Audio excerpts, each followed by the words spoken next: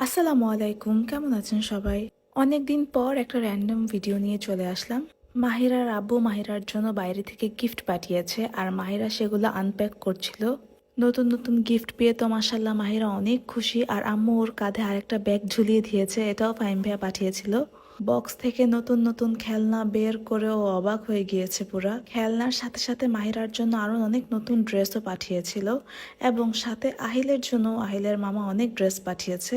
এটা ছিল একটা অ্যান্ড এটা ছিল সেকেন্ড ড্রেসটা। আর নেক্সট দিন আম্মুর বাসায় ছিল মিলাদ। আমি আর মাহিরা সকাল সকাল ঘুম থেকে উঠে যাই, আর আমি কয়েকদিন আম্মুর বাসাতেই ছিলাম। আম্মু মিলাদে আমার বাসার সবাইকেও ইনভাইট করেছিল, এবং সাথে সাথে আম্মুর একটা পার্সেল চলে আসে যেটা আমি অর্ডার দিই।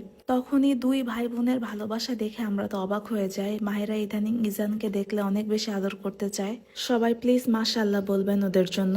আর আমি পার্সেলটা আম্মুর কাছে হ্যান্ড ওভার করি। বেসিক্যালি পার্সেলটা ছিল আসলি পেজ থেকে। এখান থেকে আমি 3 টাইপের শুটকি ভর্তা অর্ডার করি। এই চ্যাপা শুটকির ভর্তাটা প্রথমে আমি আমার বাসাতেও অর্ডার করি, আর আম্মুর বাসার জন্য এই বালাচাও আর একটা বাঁশপাতা শুটকির ভর্তা অর্ডার করি।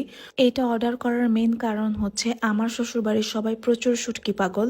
আর আম্মু যেদিন দাওয়াত দিয়েছে আম্মু একটু অসুস্থ ছিল, আম্মু কোনো ভর্তার অ্যারেঞ্জমেন্ট করতে পারেনি, তাই ইনস্ট্যান্ট এই ভর্তাগুলো আমি কাজে লাগিয়ে ফেলি। প্রথমে আমি বালাচাও রেডি করে ফেলি। এখানে আমি একটু সরিষার তেল, শুকনো মরিচ, পেঁয়াজ, ধনেপাতা দিয়ে বালাচাওটা একদম ভালো মতো রেডি করে ফেলি। আর খেতে এটা এত মজা হয়েছিল, নর্মালি কোনো তরকারি না থাকলে শুধু এটা দিয়েই ভাত খাওয়া যায়। এছাড়াও আম্মু মাছ, ডিম, চিংড়ি মাছ, পোলাও, গরু, মুরগি অনেক কিছুই করেছিল, বাট আমার শ্বশুর বাড়ির মানুষকে আমি ভালো মতোই চিনি।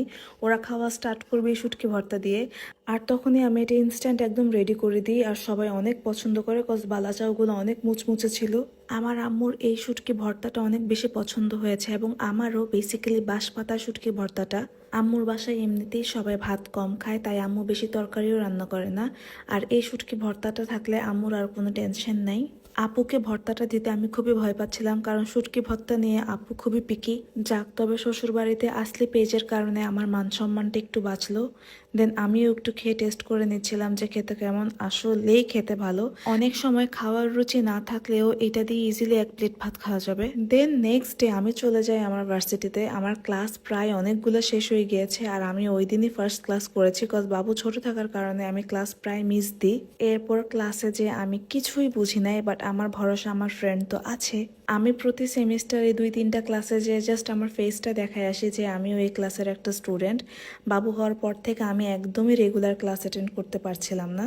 আমাকে দেখে ফ্যাকাল্টিরাও কনফিউজড হয়ে যায় যে আমি আদৌ এই ক্লাসের স্টুডেন্ট কিনা। ক্লাস শেষ করে আমি আর আমার ফ্রেন্ড চলে গেলাম একটু বেলপুরি খেতে, যেহেতু অনেকদিন পর ক্লাসে এসেছি।